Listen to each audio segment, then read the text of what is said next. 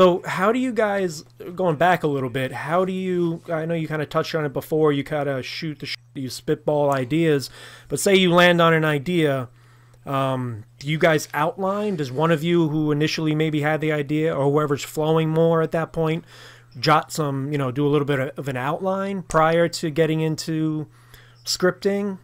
Yes, I would say yes. We do an outline. What we basically do is shoot the idea back and forth until we're both happy with it, because that's a big part of it for both of us. Is like when we spitball ideas with each other, the idea is to make the other guy happy. So like it's more like, I had this idea. What do you think of this? And then Bobby will go, "That's cool, but what if we added this to that?" And then I'll go, "Oh, that's actually even better than what I was thinking." And then I'll go, "What if we did that and then did this?" And he'll be like, "Yeah." And then you know you're onto something. When you hear the and then that's nice. Yeah, that's good. And then we start going from there. And then one of us, it doesn't matter who, whoever's got more time that week, usually we'll throw an outline down. And then we'll take the outlines for the ideas that we're not sure about, or that one of us is like, "I don't know, I like it, but it's missing something." We'll write those into like one Google Doc, to where if one of us has another idea, we can go back into that Google Doc and be like, "Hey, I got another idea today about this," and then we'll talk about it before we even go back into what we call the idea pile. So and outlines are key for Kevin and I too, because both of us are working on the script actively. So if we're working on project A, let's say, and I'm writing project A, I want him to know what we're doing and where we're going. He has a complete understanding of what it is. I don't want him to open project A and look at it and go, "What is this? This isn't anything that we talked about," because it's stuff that's there. Like, this is what we're doing. And so when I get done with it, or Kevin says, "I want to write the next scene," which happens, or, "Hey, I got an idea for that next scene. Can I do that?" Cool. So then Kevin comes in and does it, and then we're working off the same recipe, if you will, to put it in, it's like, your roadmap. Exactly. It's keeping you guys on track. Yeah, and I mean that's important. I do it for myself, but I can, only imagine. I assumed you guys did, but I can see the benefit, 100-fold for the dual writers working on something. And the outline isn't like set in stone, like Kevin was saying. Right. It's a living, breathing kind of organism. Absolutely. But I like to have the ideas written down somewhere, because Kevin and I have done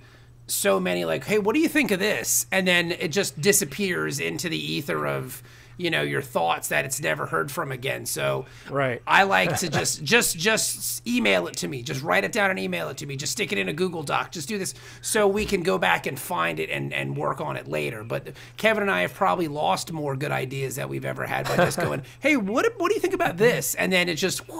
As soon as it leaves your lips, it just disappears, never to be seen again, It's like you have a dream. I don't know. I'll wake up in the middle of the night after having the wildest dream that I just want to jot down, but I'm too lazy to turn over and grab a pen. So I'll remember it in the morning, but you always know you're not going to remember it.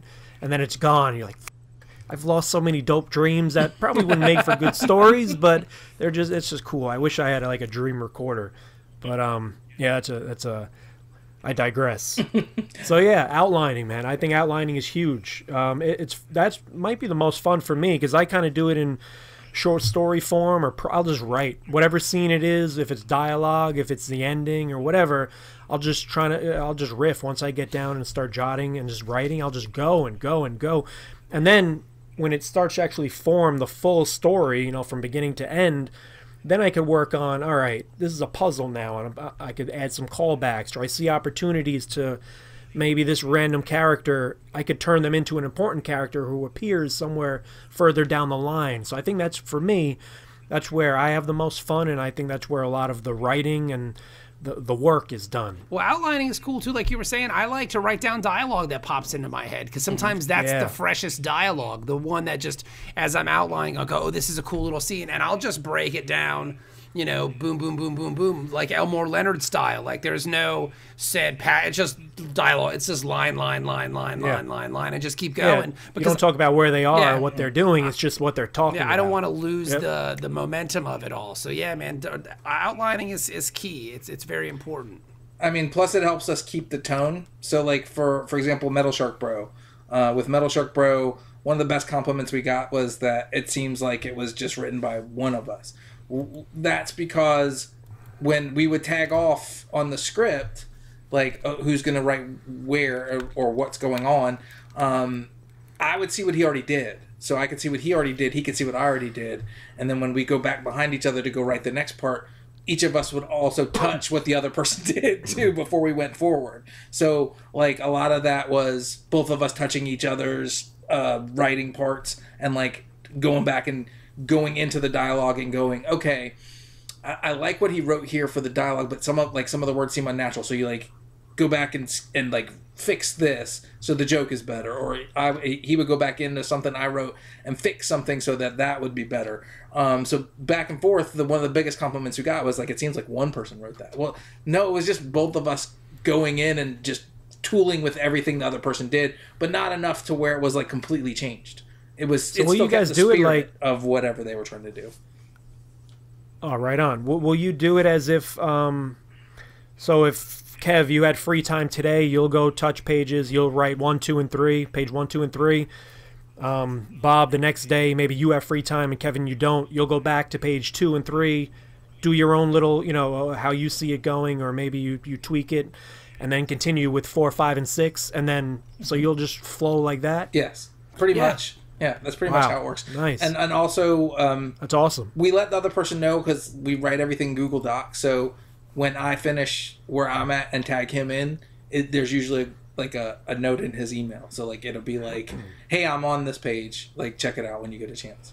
And then... Will you do it like, will you finish a scene or I guess a thought or something like that? Usually we finish the entire scene. Yeah. Yeah, it's usually best to end at a scene break because you don't want Right, you keep that flow. Yeah, and I mean like Kevin said, if Kevin does a scene, I'll go back in and read it to make sure everything flows, everything kind of works, everything... We're sticking to the outline. One, not even so much of that. I mean, even if we kind of get off the outline, as long as one of my pet peeves in comics is when one person asks a question and the next line of dialogue doesn't answer that question or reference it in any way, shape, or form. It drives me nuts. Like I don't know why, but it makes me crazy. So I always have waste of dialogue space. Exactly. I always have to make sure things are tied up like that. That's one thing that I always like to do. Just make sure it just sounds natural. And then, like Kevin said, maybe change a word here or there, or like a line here or there, but it's all the same stuff. And again, it's all just to make the project work, to make it better. None of it's ego driven. None of it's like, well, I'm going to show Kevin that I'm going to get more laughs in this book than he will. It's just like, no, dude, we're just trying to work it out. And a lot of the times, if I do change a script, I'll call Kevin first and be like, hey man, I made like 2 or 3 changes to some dialogue here on panel. And sometimes I'll even go so far as to cite the page and panel, And then he'll be like, all right, cool, man, whatever. If it works, cool. I like to save a Google Doc and make a copy of it just in case we need to revert back to an older one. Well, we've had to do that before. Yeah.